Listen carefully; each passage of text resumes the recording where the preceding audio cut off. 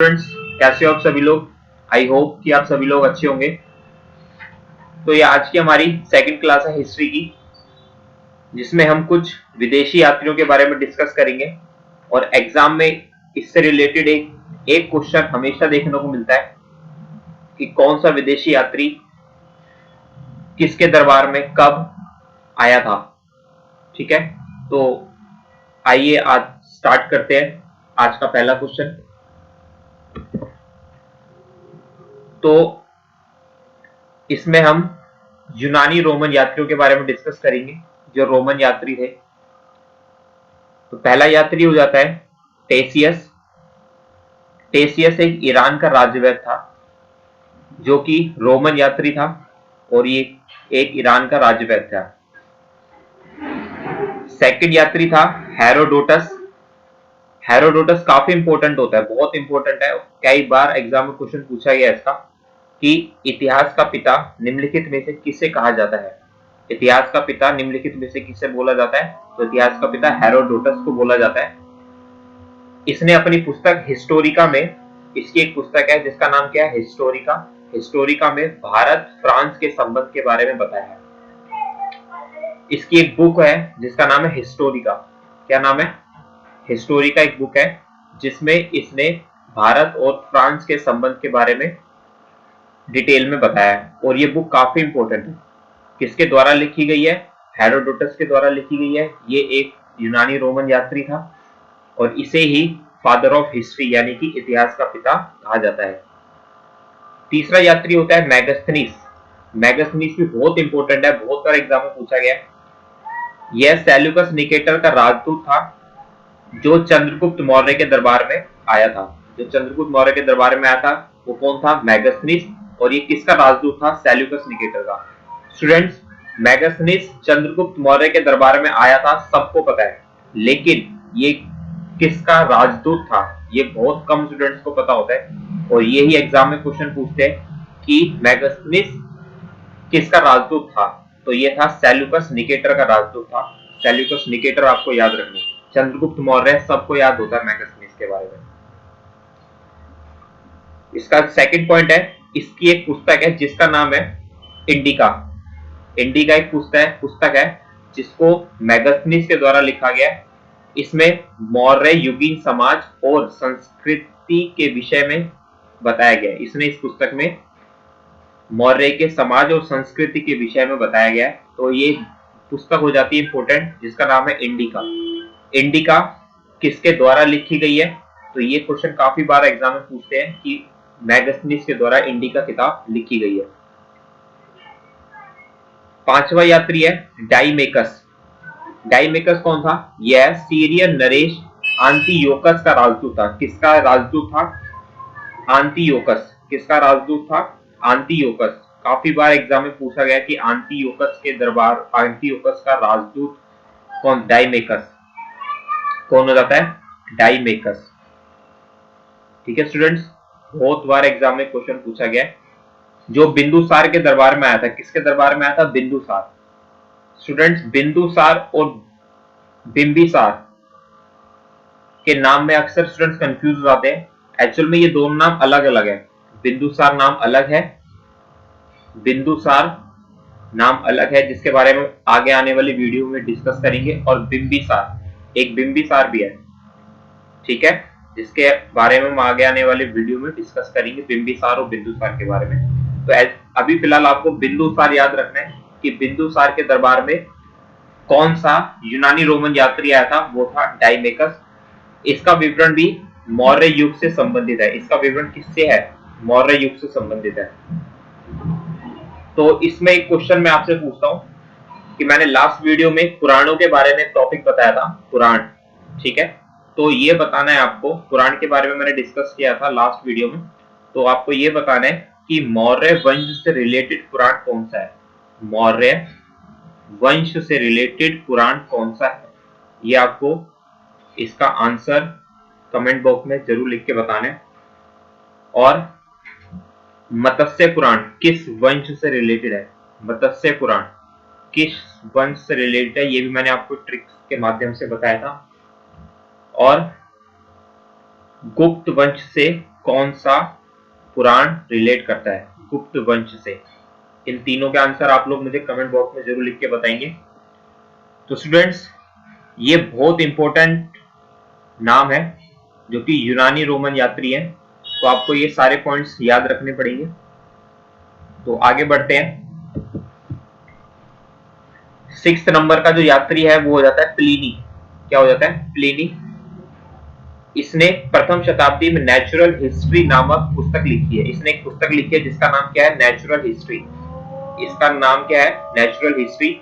इसमें इसने पशुओं के बारे में, भारतीय पशुओं के बारे में, पेड़ पौधों के बारे में और यहाँ के खनिज पदार्थ आदि के बारे में बताया है। तो इसकी एक पुस्तक आपको याद रखनी पड़ेगी जिसका नाम है क्या? Natural history. क्या नाम है? Natural history. ये आपको याद रखना पड़ेगा। किसके द्वारा लिखी गई है? प्लिनी के द्वारा लिखी गई है। किसके द्वारा लिखी गई है स्टूडेंट्स? प्लिनी के द्वारा। 7th यात्री है टॉलमी। टॉलमी है 7th यात्री। इसने दूसरी शताब्दी में भारत का भूगोल का किताब लिखी है। किसने किताब लिखी है? क्या है उसका नाम? भारत का भूगोल।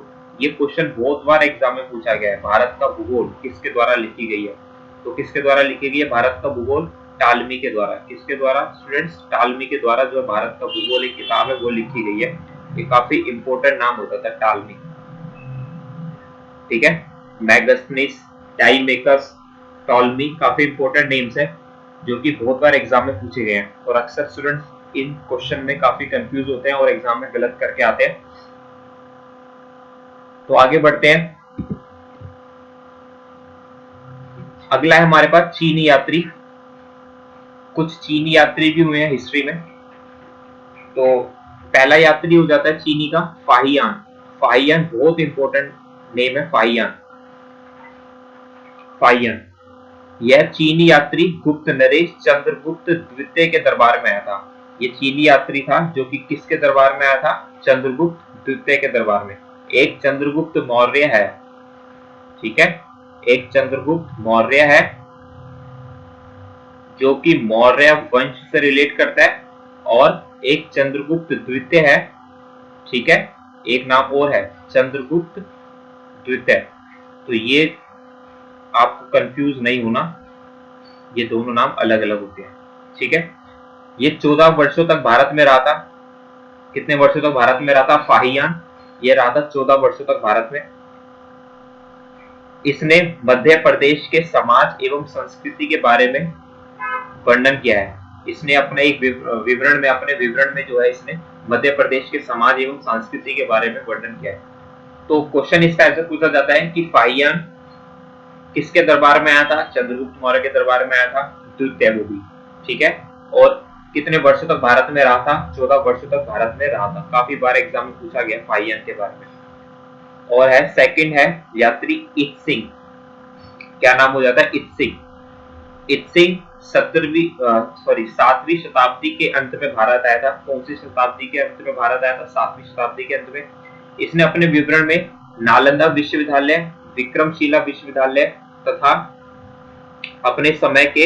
अपने समय के भारत का विवरण भी दिया है। इसने विक्रमशिला विश्वविद्यालय, ये काफी बार एग्जाम में पूछते हैं विक्रमशिला विश्वविद्यालय के बारे में, और नालंदा विश्वविद्यालय के बारे में बहुत बार एग्जाम में क्वेश्चन पूछा जाता है। तो आप लोग मुझे ये बताएंगे कि नालंदा विश्वविद्यालय प्रेजेंट में है या नहीं। अगर नहीं है तो कहाँ था, ये आपको बताना है, ठीक है। और अगर है तो प्रेजेंट में कहां पर है नालंदा विश्वविद्यालय, ठीक है। ये आपको कमेंट बॉक्स में जरूर लिख के बताना है, ओके। तो चीनी यात्री केवल 2 ही काफी इंपोर्टेंट हो जाते हैं। पहला हो जाता है फाहियान और दूसरा हो जाता है इत्सिंग, ठीक है। और याद रखने का तरीका इस प्रकार से आप याद रख सकते हैं कि फाहियान, अगर आप थोड़ा सा इस नाम को थोड़ा सा महसूस करेंगे तो फाहियान से जो पढ़ के उसकी फीलिंग जो आ रही है ना, वो आ रही है चाइनीज से रिलेटेड। फाहियान, फाहियान। और दूसरा तो बहुत ही आसानी से आप याद रख सकते हैं, तो काफी इत्सिंग, इत्सिंग, ठीक है। इसको नाम से पढ़ेंगे तब आपको जो है चाइना के यात्री के बारे में आपको इजीली याद हो जाएगा, फाहियान और इत्सिंग, ओके। तो ये दोनों नाम काफी इंपॉर्टेंट है। और एक क्वेश्चन हमेशा बनता है किसी भी एग्जाम में यात्रियों के बारे में हिस्ट्री का। तो आगे बढ़ते हैं। तो ये है हमारे पास अरबी यात्री, ठीक है। कुछ अरबी यात्री भी थे जो कि हिस्ट्री में आए हैं हमारे। तो इसका जो पहला नाम हो जाता है वो हो जाता है अल बरूनी। अल बरूनी, ठीक है। अल बरूनी के बारे में, यह महमूद गजनबी के साथ भारत आया था। किसके साथ भारत आया था? महमूद गजनबी के साथ, ठीक है। महमूद गजनबी के साथ भारत आया था। यह तुर्कमेनिस्तान का रहने वाला था। कहाँ का रहने वाला था ये? तुर्कमेनिस्तान का। ये पॉइंट काफी इंपॉर्टेंट है अल बरूनी के बारे में। अल बरूनी का क्वेश्चन पूछता है कि अल बरूनी कहाँ का रहने वाला था, तो ये था तुर्कमेनिस्तान का रहने वाला। इसकी एक किताब है, किताब उल हिंद। एक किताब लिखी है इसने, किताब उल हिंद की अरबी भाषा में रचना की थी इसने, ठीक है ना। ये काफी बार एग्जाम में पूछी गई है। इस किताब के बारे में आपको याद रखना पड़ेगा। किताब उल हिंद किसके द्वारा? अल बरूनी के द्वारा। किसके द्वारा स्टूडेंट्स? अल बरूनी के द्वारा। और ये किसके साथ भारत आया था? महमूद गजनबी के साथ, ओके। सेकंड यात्री हो जाता है इब्न बतूता। इब्न बतूता का एक सॉन्ग भी है, आप उसको याद रख सकते हैं अरबी यात्री से। इसके द्वारा अरबी भाषा में लिखा गया उसका यात्रा वृतांत, जिसे क्या बोलते हैं? रहला, ठीक है ना। एक रहला भी है, ये काफी इंपॉर्टेंट नाम है रहला। रहला क्या है? एक किताब है जो कि अरबी भाषा में लिखा गया है, ठीक है ना। अरबी भाषा में ये रहला जो है पुस्तक लिखी गई है इब्न बतूता के द्वारा। इब्न बतूता और अल बरूनी ये दोनों अरबी यात्री हैं। और जो चीनी यात्री हैं वो हो जाता है फर्स्ट इत्सिंग, इत्सिंग, और दूसरा हो जाता है फाहियान, ओके फ्रेंड्स, फाहियान, ठीक है। चीनी यात्री इत्सिंग और फाहियान, और अरबी यात्री अल बरूनी, इब्न बतूता।